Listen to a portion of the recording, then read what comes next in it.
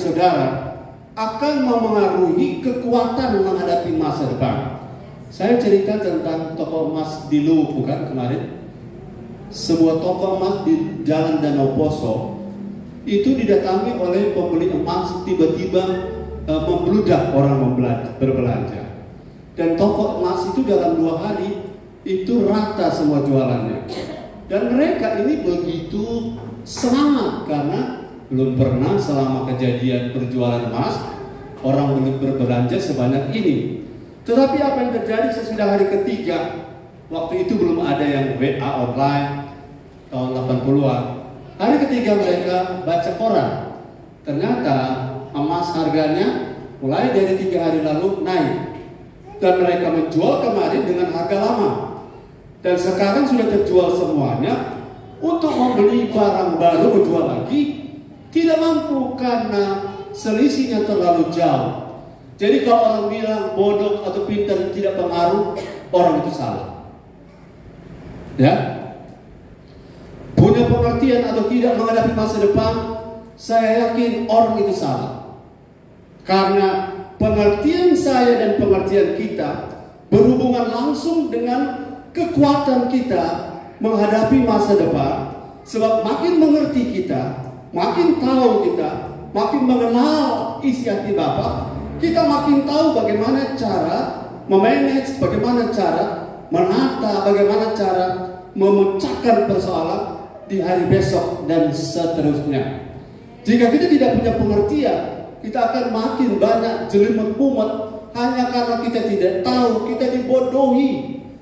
Dan kalau kita dibodohi, otomatis masa depan suram. Amin. Saudara mau masa depan cerah? Sekali lagi, saudara mau masa depan cerah? Haleluya, saya berharap saudara semuanya mau ya.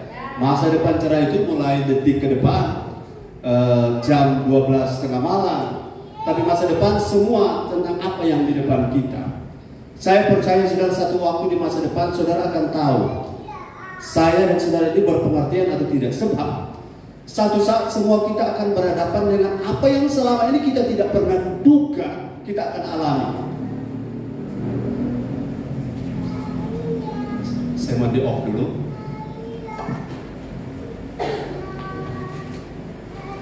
Jadi supaya masa depan kita itu cerah, saya tegas saja to the point, jangan bodoh. Amin.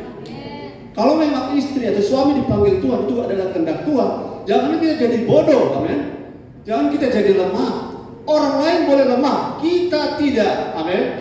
Orang lain boleh tinggalkan Tuhan, kita tidak tinggalkan Tuhan. Karena apa? Mari kita lihat. Saya masih belum masuk poin, saya masih pasiar ayat-ayat. Galatia pasal 6 ayat 9. Coba lihat. Orang kalau tidak punya pengertian, itu potensinya mengalami kesulitan itu besar. Oke, ayat 9. Oke. Galatia 6 ayat 9. Saudara bersemangat bilang amin. Galatia 6 ayat 9. Janganlah kita jemu-jemu berbuat baik, Yes. karena apabila sudah datang waktunya, kita akan menuai jika kita tidak menjadi lemah. Ada banyak orang bilang sudah melayani saja, melayani. Yang penting melayani. Berbuat baik saja, berbuat baik. Melayani dan berbuat baik kalau roh tidak dibangun, kalau hidup tidak dibangun. Satu saat kita tersandung oleh karena orang lain zalimi kita. Suatu saat kita tersandung oleh orang-orang dekat kita yang mengkhianati kita. Belum tentu kita kuat kalau roh kita tidak dibangun. Ciri-ciri roh yang terbangun, manusia roh kita terbangun, pengertian kita naik terus. Artinya, saudara, kenapa orang si A tersinggung, si B tidak tersinggung? Karena tingkat pengertiannya berbeda. Katakan haleluya. Kenapa si A jadi lemah, si B tidak jadi lemah dengan persoalan yang sama? Karena tingkat pemahamannya beda level. Haleluya. Orang Jakarta dengan orang Manado kalau baku sambar oto, orang Jakarta so baku sambar, orang bilang sudah, daripada urusan polisi ribet sekali, sudah selesai nanti urusan masing-masing. Tapi kalau di Manado belum baku tahu kalau baku agak, baku melotot mata. Karena apa? Tingkat pengertiannya berbeda. Saya beberapa kali di Jakarta, waktu sambat orang Manado bilang, orang Manado sudah Pak, tidak aman, tapi daripada macet total, daripada pergi ke polsek dan tahu 10 kilo ke depan, dia punya jarak, repotnya mau urus, sibuknya kita. Dan mereka begitu tingkat pengertian sudah naik. Tapi kalau di Manado, dari baru baku Manado itu so merenget mata besar. Karena tingkat pemahamannya. Halo, orang bisa menabur, orang bisa melayani, orang bisa bekerja, berbisnis, tetapi tidak semua orang kuat ketika menghadapi hari di mana kita diizinkan untuk berhadapan dengan menjadi lemah atau menjadi kuat. Saudara tidak akan jadi lemah kalau Osama bin Laden bikin sesuatu, tapi saudara potensi lemah kalau anakmu mengecewakan engkau. Saudara potensi lemah kalau orang tuamu mengecewakan engkau. Tapi orang yang bangun hidup, anak atau orang tua atau siapapun, dia akan seperti air, dia tetap tegar. Haleluya, haleluya. Karena yang menentukan lemah atau kuat sebenarnya bukan orang di luar kita, bukan orang di luar kita, tapi siapa? Diri kita sendiri. Saya kasih contoh, kalau merajuk, yang menentukan siapa? Kalau kita ngambek, merajuk, yang menentukan orang lain atau kita? Kita. Yang rugi kita. Kalau makanan habis, rugi kita karena tadi tidak mau makan. Jadi intinya bangun hidup kita. Katakan haleluya. Sudah bukan waktunya kita menghadapi masa depan dengan mental cengeng. Amin. Sudah bukan waktunya kita menghadapi masa depan dengan berpusat pada diri sendiri, sebab banyak orang akan kecewakan seseorang, dan waktu itu seseorang bisa menjadi lemah. Apa arti lemah? Tidak gairah ikut Tuhan, kecewa dengan Tuhan, sudah kecewa dengan sesama jemaat, apalagi kecewa dengan gembala, kecewa dengan pelayan. Siapa lagi yang akan menolong kita kecuali diri kita? Diri kita yang buka hati untuk naikkan level pengertian kita, naikkan tingkat pengertian kita tentang siapa yang sebenarnya yang harus berubah. Bukan orang di luar kita, tapi kita yang harus berubah. Bilang kira-kira, kita orang yang harus berubah.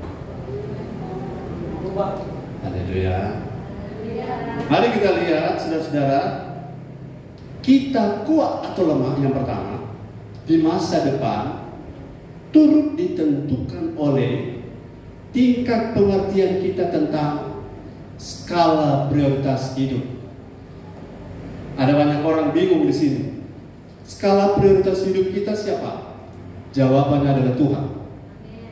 Sibuk boleh sibuk, tetapi jangan pernah abaikan Tuhan. Jangan pernah nomor duakan Tuhan. Sibuk boleh sibuk, tetapi Tuhan di atas segala-galanya. Mau hidup, amin. Mau masa depan cerah, amin. Mari kita lihat saudara Amos 5 ayat 6. Amos 5 ayat 6. Prioritas harus jelas bagi kita.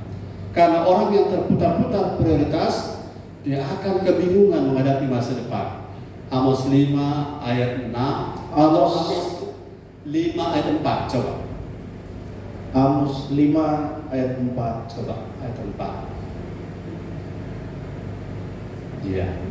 Amos 5 ayat 4. Sebab beginilah firman Tuhan kepada kaum Israel, carilah aku, maka kamu akan hidup. Yes. Carilah dahulu kerajaan Allah. Mari kita katakan ayat ini, karena ini ayat sudah sangat terkenal. 2, 3. Carilah dahulu kerajaan Allah dan kebenarannya, maka segala sesuatu akan ditambahkan. Cari, ya. Seek the kingdom first, artinya cari dulu Tuhan pertama. Pertama artinya tempat nomor 1, artinya prioritas. Haleluya. Prioritas. Contoh prioritas itu begini. Kalau di pesawat tekanan udaranya berkurang, oksigennya habis, maka keluar tuh alat bantu nafas. Kalau saudara bawa anak, aturannya jangan tolong anak dulu. Tolong dulu diri sendiri, baru tolong anak. Karena waktu tolong anak, mungkin kita belum sempat tolong anak, kita sudah flight, anak tidak tertolong. Jadi ketika kita tolong diri kita tolong anak. Itu skala prioritas. Kalau kita sibuk itu baik, tapi cari Tuhan mesti nomor satu. Yes, amin. Katakan amin. Amin. Cari Tuhan itu gimana? Ibadah. Haleluya. Bagaimana caranya kita bisa offline, online? Caranya kita yang harus tingkatkan pengertian kita. Orang ada bilang putus pendek, putus panjang, kita tidak boleh kalau dalam ibadah. Begitu tuh prioritas. Amin. Dan itu akan membuat kita punya tingkat pengertian akan bertambah tentang pentingnya Tuhan. Kalau Tuhan itu penting, tadi 3 variabel: Tuhan, masa depan, dan kita. Tuhan, masa depan, dan kita. Kalau Tuhan itu penting, masa depan kita tidak ada masalah. Tapi kalau Tuhan bagi kita tidak penting, masa depan kita bermasalah. Karena kita tidak menentukan masa depan, amin. Tetapi yang menentukan masa depan adalah Tuhan. Jadi kita ikut Tuhan supaya masa depan kita aman. Haleluya. Jangan berharap masa depanmu cerah. Saya sudah lihat banyak orang kecewa. Kejar masa depan, kejar karir, tetapi tidak kejar Tuhan. Ujungnya apa? Kecewa. Saudara, pangkat dan jabatan bisa diambil orang, uang bisa dicuri, amin. Tetapi hubungan dengan Tuhan tidak dapat diambil dari kita seperti Maria punya, amin. Orang boleh punya penghasilan, tapi saya sudah lihat ada orang yang kolaps gara-gara penghasilannya tiba-tiba putus, diambil orang. Karena apa? Tidak cari Tuhan. Tahun 2024, 52 minggu evaluasi. Bagi saya, karena saya pendeta mungkin, tapi bagi saya bukan pendeta pun sudah saya praktekkan waktu masih muda. Tidak pernah ada ibadah saya tidak hadir, kecuali sakit. Kenapa? Bagi saya, Tuhan nomor satu. Bilang di kanan, Tuhan nomor satu. Haleluya. Kalau tidak punya pengertian seperti ini, masa depan selalu seperti hanya janji kosong. Sebabnya kita percaya, ada orang yang percaya zodiak, ya. Coba sebutkan huruf depan namamu. Ku tebak watak dan sikapmu. Dan ku sebutkan 2024 kamu seperti apa. Huruf apa namamu? A. Hari depan penuh dengan harapan. Huruf apa namamu? T. Tidak pernah Tuhan akan tinggalkan. Ini karang-karang semua kalau hidup tidak cari Tuhan. Mau huruf apa? No, kalau pas huruf depanmu apa? X. X apa kamu? Hidup kita tidak tergantung garis tangan. Hidup kita tidak tergantung akronim nama kita. Tapi hidup kita tergantung pertama, prioritas cari Tuhan. Haleluya, haleluya. Tapi bagaimana ini bisa naik, bisa sampai pada level itu? Cuma Roh Kudus yang bisa buka. Cuma Roh Kudus bisa kasih pengertian. Karena keputusan akhir ada pada siapa? Pada kita. Kita yang pilih, amin. Kita yang menentukan, aku tinggal di rumah atau cari Tuhan. Yang menentukan adalah kita. Biar Roh Kudus bekerja dengan urapan tinggi. Kalau kita tutup hati, tidak terjadi apa-apa. Katakan Roh Kudus saja yang buka pengertian saya. Haleluya. Jadi kuat dan lemah saya di masa depan turun ditentukan oleh tingkat pengertian saya tentang prioritas. Coba saudara kalau mau bernasar boleh, tapi hati-hati ya. Bernasar hati-hati, karena Tuhan tidak mau dipermainkan. 2024 kita sama setia. Hati-hati ngomong. Lebih banyak ada janji, tetapi faktanya kita mencari Tuhan. Banyak orang maaf, jangan tersinggung. Cuma lelah sedikit, tidak ke gereja. Betul?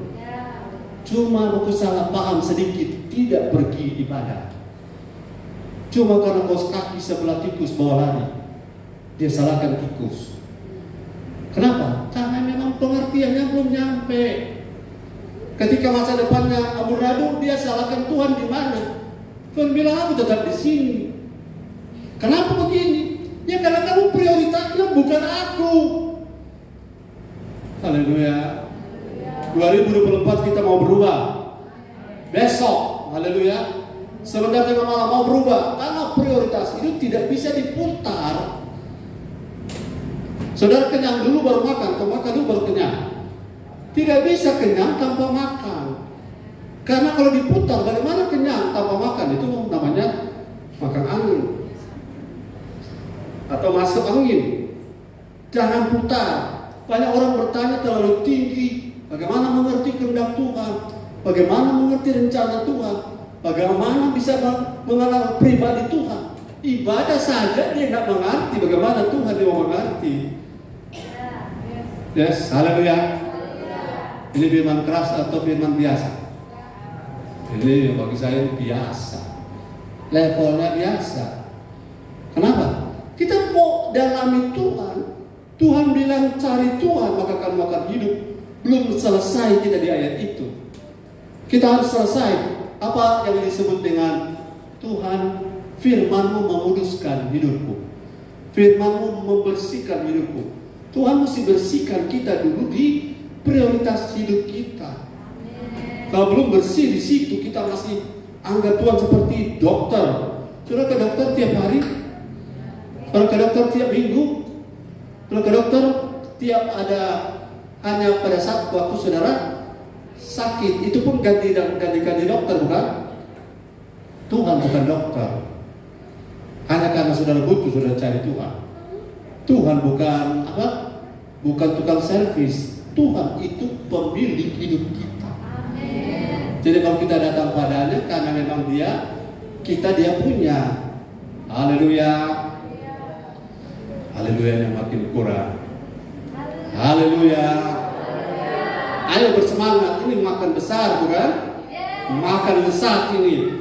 Roh saudara sementara bergelora, cuma jiwa ini yang sedang transformasi. Yang kedua, kita kuat atau lemah di masa depan turut ditentukan oleh tingkat pengertian kita tentang cara memilih mana kehendak Allah dan mana yang bukan.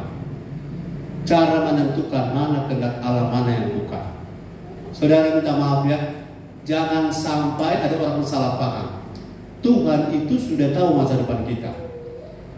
Setuju dengan saya bilang, Tuhan sudah tahu masa depan kita. Dan rancangan, sebentar saya bagian ini belum. Tuhan sudah tahu rancangan tentang kita, mengenai hidup kita yang ada padanya. Tetapi saudara-saudara, yang banyak kali berbuat atau banyak kali terjadi sebagai penyebab tidak tercapainya kehendak Tuhan adalah kita merencanakan sesuatu. Katakan, merencanakan sesuatu. Ayo semuanya, merencanakan sesuatu tanpa melibatkan Tuhan. Mari kita lihat ayat Yakobus pasal 4 13 sampai 17. Ada orang, saudara-saudara, saya lebih baik bertanya Tuhan tentang sesuatu daripada sudah mengerjakannya ternyata bukan kehendak Tuhan. Oke? Yakobus 4 ayat 13 sampai 17. Ayat 13. Jadi sekarang hai kamu yang berkata, hari ini atau besok kami berangkat ke kota Anu, dan di sana kami akan tinggal setahun dan berdagang serta mendapat untung. 14. Sedang kamu tidak tahu apa yang akan terjadi besok. Kamu tidak tahu besok itu apa menjadi. Apakah arti hidupmu? Ya. Hidupmu itu sama seperti uap yang sebentar saja kelihatan, ya, lalu lenyap. Ya. Ayat 15. Sebenarnya kamu harus berkata, jika Tuhan menghendakinya, kami akan hidup dan berbuat ini dan itu. Ya. 16. Tetapi sekarang kamu memegahkan diri dalam congkakmu, dan semua kemegahan yang demikian adalah salah. 17. Jadi jika seorang tahu bagaimana ia harus berbuat baik, tetapi ia tidak melakukannya, ia berdosa. Jelas ayat ini. Kalau ada perencanaan mau ke kota Anu, mau ke Anu di sana, mau kerjakan Anu, ada sesuatu yang belum jelas. Ayat ini bilang, jika seorang tahu bagaimana ia harus berbuat baik dalam konteks di sini, selalu bertanya Tuhan. Saya lihat di Manado, saudara, fenomena Manado, banyak sekali rumah makan buka, cepat sekali buka, tapi cepat sekali juga tutup. Halo, bertanya Tuhan itu penting. Bagaimana cara? Sederhana. Bagaimana kita mau berangkat ke Morotai? Kalau Tuhan berkenan. Itu kalimat itu tidak boleh dikeluarkan. Ketergantunganku kepada Tuhan, pemahamanku bahwa hidupku tergantung pada Tuhan. Apakah itu kehendak Tuhan atau bukan, itu penting untuk kita levelnya naikkan. Haleluya, haleluya, haleluya. Ada orang tiba saat, tiba akal, tiba saat, tiba berangkat. Oh, kalau tiba saat, tiba berangkat ini diare barangkali ya. Mentabe.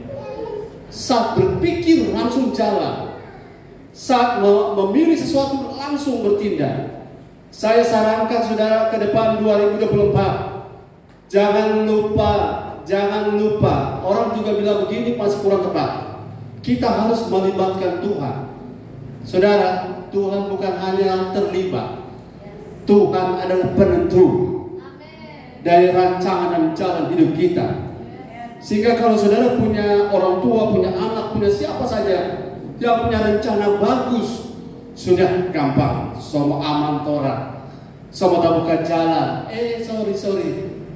Jangan pernah lupa. Orang seperti ini ayat 16 bilang apa? Sudah kotoran, so aman, so ada mata pencarian, so ada jalan keluar, so ada pintu komantora. Banyak kali saya dengar begitu, tapi ujungnya kecewa. Karena memegahkan diri dengan cara demikian adalah salah. Ini memegahkan diri dengan cara demikian adalah salah. Salahnya di mana? Karena tidak melibatkan. Kata melibatkan kan kurang pas. Karena Tuhan nanti kalau ada masalah baru kita minta tolong. Yes.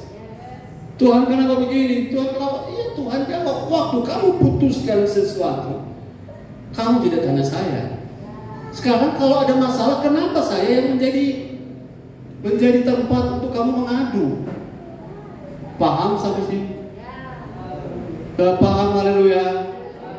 Pergi ke kota anu, pergi bisnis anu, pergi ke tempat anu, siapapun dan kemanapun harus selalu berkata jika Tuhan berkenan, jika Tuhan berkehendak. Saya buka ini, saya buka itu, sebab di luar itu ada ayat yang nanti sebentar saya baca kalau sempat. Saudara, terkutuklah orang yang mengandalkan manusia. Saya menaruh harap pada manusia. Ada kok kita pe tante di sana, ada kok kita pe om di sana, ada kok kita pe adik di sana, ada kok kita pe saudara-saudara di jemaat ini, ada di pe tante, ada di pe om punya pom bensin. Tapi setiap kali masuk pom bensin tetap ayat juga kan? Betul? Jangan andalkan siapapun kecuali Tuhan. Haleluya. Kalau Tuhan belum buka jalan di situ, jangan paksa masuk, bro. Jangan paksa masuk, sudah gampang, sudah ada koneksi. No. Koneksi kita cuma Tuhan. Koneksi dan andalan kita cuma Yesus. Itu sebabnya banyak orang kecewa. Karena apa? Janji manusia tinggi gunung 1000 janji. Lain di bibir, lain di hati. Karena memang lidah tak bertulang. Jangan sembarang percaya kecuali Tuhan yang ngomong. Tuhan ya di atas ya. Kemegahan yang demikian adalah salah. Aman sudah orang, aman. So ada jalan orang. No. Jika Tuhan berkenan, jika Tuhan buka jalan, pengertian ini harus ditambah. Haleluya. Gereja kita mau maju atau mundur harus selalu bertanya Tuhan. Kalau memang Tuhan tidak berkenan dengan orang ini, orang itu, jangan paksa. Karena kehendak Tuhan lebih tinggi daripada agenda-agenda kita. Katakan amin. Kalau saudara terus-menerus berserah pada kehendak Tuhan, saudara berhasil tidak stres. Haleluya. Karena kita tangkap ini memang Tuhan tidak kehendaki. Karena kita sudah berdoa, sudah tanya Tuhan, Tuhan tutup, berarti Tuhan kasih jalan yang lain. Tapi tidak tanya, tidak minta petunjuk kepada Tuhan tunjuk jalan, bukan salah Tuhan, kita yang salah. makin bergairah dengan firman. Haleluya. Mau kemana saudara tahun depan? Jika Tuhan berkenan. Mau buka usaha apa tahun depan? Jika Tuhan berkenan. Karena orang-orang yang melupakan Tuhan adalah orang-orang yang mengandalkan manusia, dan mereka biasanya kecewa. Yang ketiga, haleluya. Saudara masih bersemangat? Jam 12 masih lama. Haleluya. Saya percaya saudara-saudara lebih penting dengar firman daripada petasan. Sebab kemarin saudara bukan menakut-nakuti. Ada seorang bapak, saudara-saudara, dua tangannya putus karena ledakan kembang api petasan. Jadi pelotnya di tangan kesian. Jadi orang mau lepas itu bunga api, itu macis yang orang lepas, itu dari bunga api masih di tangan. Jadi salah lepas. Harusnya bunga api yang dilepas, itu macis pegang. Ini terbalik, macis yang dilempar, itu bunga api petasan di tangan. Yang ketiga, ayat ini sangat terkenal, Yeremia 29 ayat 11. Poinnya adalah kita kuat atau lemah di masa depan turut ditentukan oleh tingkat pengertian kita tentang isi rancangan Tuhan mengenai kita. Tingkat pengertian kita tentang apa isi rancangan Tuhan mengenai hidup saudara dan saya. Ini isinya. Mari silakan baca. Bahkan ini tidak perlu baca buka Alkitab ini. Yeremia 29 ayat 11. Ya. Sebab aku ini mengetahui rancangan-rancangan apa yang ada padaku mengenai kamu. Demikianlah firman Tuhan, yaitu rancangan damai sejahtera dan bukan rancangan kecelakaan, untuk memberikan kepadamu hari depan yang penuh harapan. Sekali lagi, satu kali lagi ayat ini, karena ayat ini sangat mendasar untuk kita paham. Sebab aku ini mengetahui rancangan-rancangan apa isi yang ada padaku mengenai kamu. Ya. Demikianlah firman Tuhan. Isinya adalah yaitu rancangan damai sejahtera, ya, dan bukan rancangan kecelakaan, ya, untuk memberikan kepadamu hari depan yang penuh harapan. Yes. Kalau seseorang sakit itu bukan karena Tuhan. Kalau seseorang bangkrut itu bukan karena Tuhan. Kalau seseorang celaka itu bukan karena Tuhan. Jangan salah paham dengan Tuhan. Karena Tuhan tak pernah rancang hidup kita untuk celaka. Kalau ada kecelakaan itu pasti kesalahan bukan pada pesawat televisi Anda. Dulu kan masih zaman kesalahan bukan pada pesawat televisi Anda. Artinya jaringan dari pusat bermasalah. Tapi kalau dari Tuhan, Tuhan penjaringan tidak pernah masalah. Jadi tertulis di televisi kesalahan ada pada pesawat televisi Anda. Tuhan punya isi rancangan yang mengenai kita. Selalu, katakan selalu. Tuhan selalu menolong, ya. Tuhan selalu memberi damai, ya. Tuhan selalu memberi damai sejahtera, ya. Jadi isinya jangan salah paham tentang Tuhan. Tuhan tidak pernah salah. Apa yang salah dari kita pasti penyebabnya dari kita. Saya fix di sini. Saya tidak pernah mau salahkan Tuhan, karena Tuhan tidak pernah salah. Bilang kiri kanan, Tuhan tidak pernah salah. Jadi kalau saudara susah, pope manucu, Tuhan tidak pernah salah. Pasti yang salah ada pada pihak kita. Karena saudara, pengertian ini, kalau kita tidak fix di sini, kita akan percaya ramalan. Kita akan percaya zodiak. Ya, Jesse zodiak apa? Bintangmu bintang apa? Dari jawaban kita yang ada bintang. Karena tapi bintang cuma satu, Tuhan Yesus. Tuhan lahir Agustus, bintangnya apa? Bintang itu saya tidak percaya bintang. Karena hidup saya tidak tergantung bintang. Hidup saya tergantung rancangan Tuhan. Mau bintang apa kayak bintang 3, Pak Polisi bintang 3, Jaksa bintang 1. Kalau bintang 7 obat sakit kepala. Bintang berapa kita tidak menentukan. Yang penting hidup kita jadi seperti bintang-bintang di langit. Rancangan Tuhan mengenai kita bukan seperti kata apa yang namanya tebak-tebakan. Garis tangan, coba saudara lihat garis tangan saudara. Ada tulis apa? M, itu artinya miskin. Saya bilang, kalau saya baca sendiri, miliarder, miliuner. Karena kamu baca menurut kacamata kamu, saya baca menurut kacamata saya. Bahwa hidup kita tidak tergantung garis tangan. Nah, orang yang putus tangan, yang ada garis tangan, bagaimana sekarang? Hidupku tidak tergantung apa yang namanya tanggal lahirmu berapa. Di aplikasi-aplikasi sekarang cuma tes-tes, coba selingan, cuma apa istilahnya di Facebook? Cuma tes coba-coba, padahal ada tersisip hati. Siapa tahu cocok, siapa tahu pas. Jangan dua hati, karena Tuhan kita cemburuan. Rancanganku mengenai kamu tidak tergantung tanggal lahir. Kasihan orang yang lahir tanggal 20 berapa? 29 Februari, 4 tahun satu kali. No, dia ulang tahun 4 tahun satu kali, kasihan. Pas 28 langsung pindah 1 Maret. Tapi hari di mana? Tidak tergantung harimu ada atau tidak ada, karena masa depan tergantung rancangan Tuhan. Dan rancangan Tuhan tuh jadi kenyataan adalah karena sikap kita dan pilihan-pilihan kita. Karena begini, kalau rancangan Tuhan ini otomatis, maka semua orang Kristen sama diberkati. Kalau otomatis.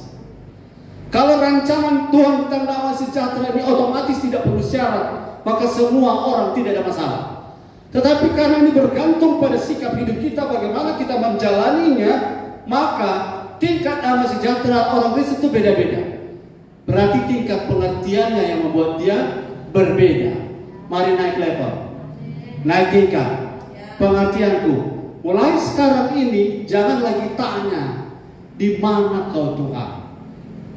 Di mana Tuhan ketika saya sedang susah? Jangan tanya, karena Tuhan tidak pernah berbuat salah. Katakan haleluya. Di mana Tuhan ketika saya sedang sakit? Di mana Tuhan ketika keluarga saya sedang bermasalah berat? Tuhan tidak kemana-mana dan janji Tuhan tidak pernah berubah.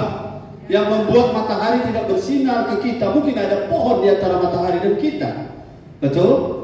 Mungkin ada awan gelap di antara matahari dan kita. Jadi yang menjadi penyebab daripada rancangan damai sejahtera terjadi atau tidak adalah tingkat koneksi kita dengan Tuhan, tingkat pemahaman kita dengan Tuhan. Sepasti besok fajar akan terbit, demikian kasih Tuhan tetap seperti itu. Tapi bagaimana dia bagaimana dia mendarat ke hidup kita, itulah bagian kita untuk kita bangun pemahaman. Haleluya. Saudara, jangan percaya pada rancangan iblis. Jangan pernah percaya. Dari mana saya tahu iblis bicara? Saya kasih contoh kalau iblis bicara. Lihat orang lain sesukses kebangan babak ini terus. Jawab dia, iblis, kita tahu itu proses bukan instan. Kalau kita sudah bangun tapi hidup, ini tinggal tunggu waktu Tuhan.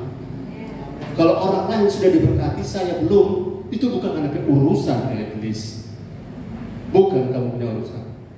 Karena Bapa di sorga tidak pernah salah tentang hidup saya. Iblis juga bisa bicara begini. Kalau Tuhan ada, kenapa kau sakit-sakit?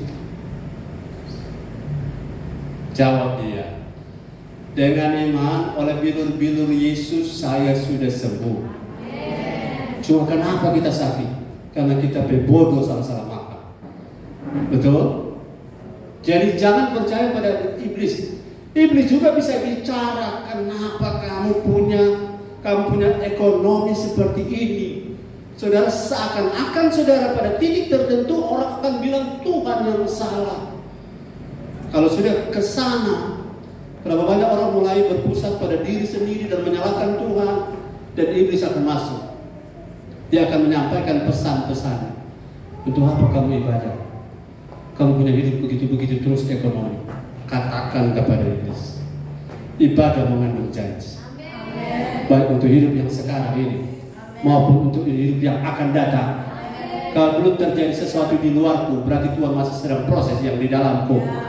Tunggu waktunya iblis, kau akan keok. Karena apa? Janji Tuhan tidak pernah salah. Janji Tuhan tidak pernah flokeo. Jadi kalau saudara pegang janji ini, masa depanmu akan selalu selalu punya harapan. Haleluya. Karena saudara, saya tanya, kalau saudara tahu, maaf ya, seseorang tahu bahwa besok pagi dia akan celaka di motor, hidupnya bagaimana? Akan apa? Ketakutan. Tapi kalau kita tahu sepanjang hidupku ke depan sampai Tuhan datang, kita akan dijaga oleh bala tentara malaikat surga. Hidup kita tenang. Cuma ada tuh bapak bilang, Pak Pendeta, dia berantapi anak, bisa tabrak tiang listrik kau mati. Di mana malaikat? Walaupun sudah saya hati-hati karena orang lagi kehilangan anak, tapi dia mau bercanda. Waktu itu malaikat tetap mengawal dia, Pak. Cuma malaikat itu ketika mengawal dia kan karena lagi lari kencang, jadi kecepatan motor lebih tinggi dari kecepatan malaikat mengawalnya. Jadi malaikat kasih yang Ricky bawa teriak, tunggu bro, tunggu, ses.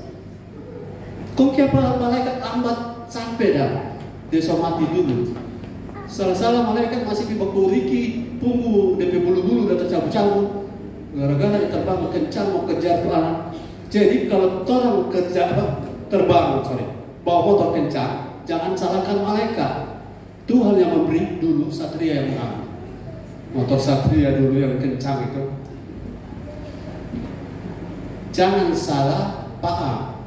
Kalau ada kecelakaan bukan karena Tuhan, karena malaikat surga berkemah sekeliling orang-orang benar. Kalau orang sudah tidak hidup benar, malaikat kemana? Malaikat kembali ke rumah Bapa. Saya yakin saudara paham sih. Fix, amin. Saya tidak akan salahkan Tuhan tentang keadaan apapun, karena Tuhan punya rencana tidak pernah gagal. Karena Yusuf pernah bilang begini, kamu telah mereka-rekakan kejahatan padaku, tapi yang kamu rekayasa itu Tuhan justru merekakan untukku demi kebaikanku, supaya satu bangsa bisa diberi makan oleh karena kesalahan rekayasa tadi. Yes. Haleluya. Oke, saya berharap saudara, Roh Kudus akan membuat kita tangkap pesan ini. Yang berikut, yang keempat, kita kuat. Saudara mau kuat, bilang amin. Ini pesan firman tidak diulang. Saudara-saudara, saya khotbah ini baru kali ini khotbah ini, dan khotbah lagi model begini tahu kapan. Tapi kalau saudara bisa tangkap firman ini, jangan lihat kiri kanan. Ini bukan untuk orang lain, ini untuk diriku sendiri. Ini makanan bagi rohku. Amin. Kita kuat atau lemah di masa depan turut ditentukan oleh tingkat pengertian tentang cara bangun hidup yang benar. Haleluya. Haleluya. Di beberapa kota terjadi gempa bumi dan rumah itu begitu cepat, begitu mudah roboh. Setelah diteliti, gara-gara para tukangnya ganti besi 18 ganti dengan besi 10. Jadi bangunan tidak kuat, bangunan lemah. Coba lihat, bagaimana supaya bangunan kuat? Mau kuat, katakan amin. Sekali lagi, mau kuat, bilang amin. Matius 7:24-27.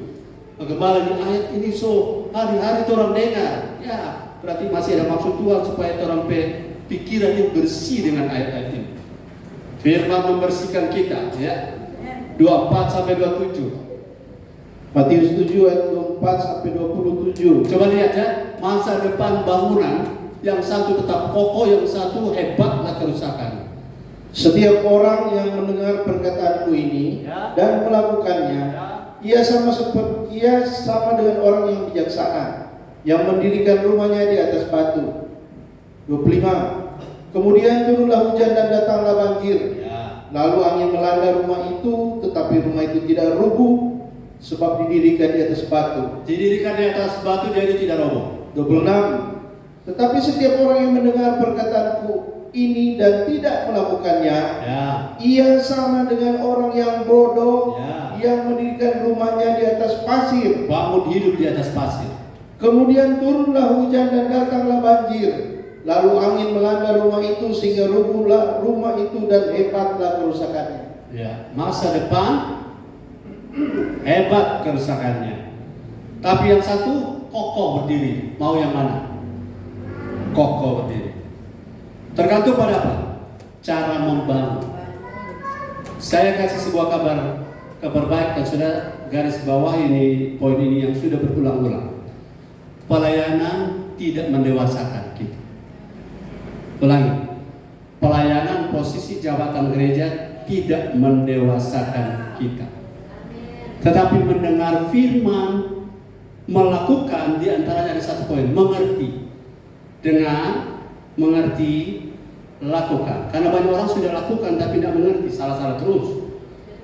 Dengar, mesti dengar baik. Kalau saudara dengar khotbah ini dari Gorontalo, Bapak dan Ibu, 6 kali kan? Sama 6 kali. Dengar khotbah dari saya terus. Saudara, jemaat ini ratusan kali mendengar. Ingat baik-baik, yang membuat orang mengerti cuma 2. Buka hati, Roh Kudus kasih mengerti. Ulangi, buka hati. Semuanya, buka hati. Roh Kudus kasih mengerti. Tapi Roh Kudus tidak bisa kasih mengerti kalau cara mendengarnya salah.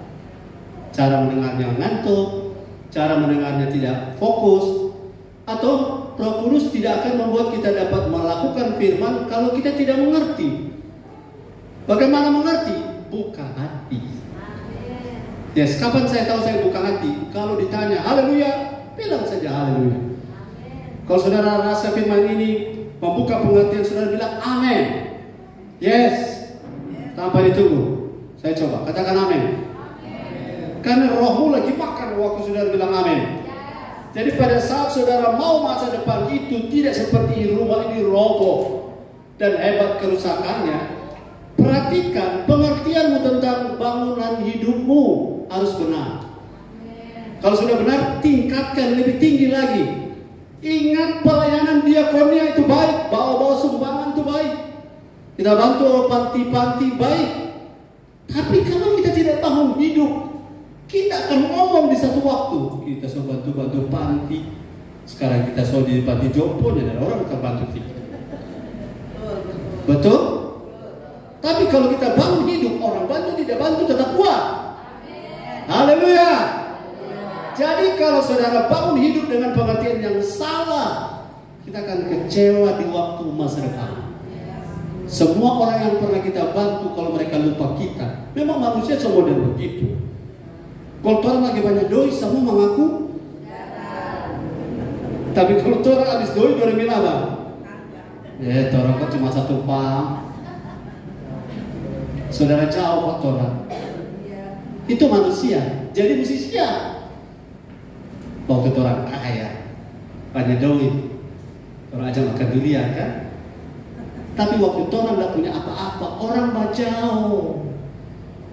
Kalau orang bajau, waktu orang tidak dewasa, bisa tinggalkan Tuhan sementara tidur di kamar, mengelai air mata tak kira hadirat, kecewa.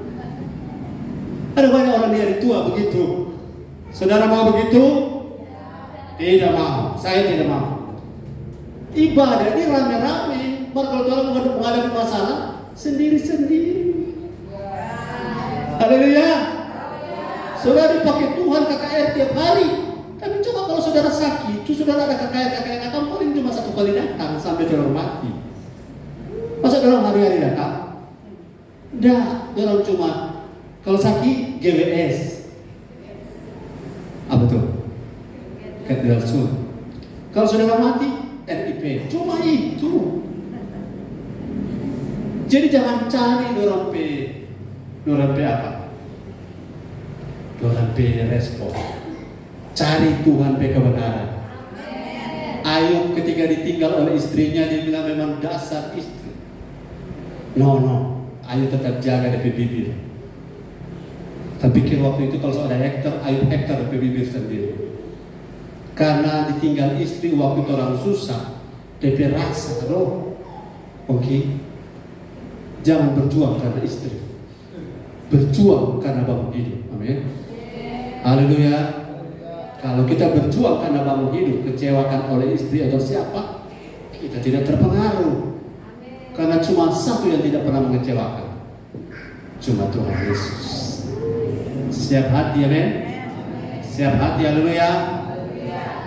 Jadi tingkat pengertian tentang bangun hidup, jangan kejar pelayanan bro. Kalau dikasih, kerjakan dengan baik.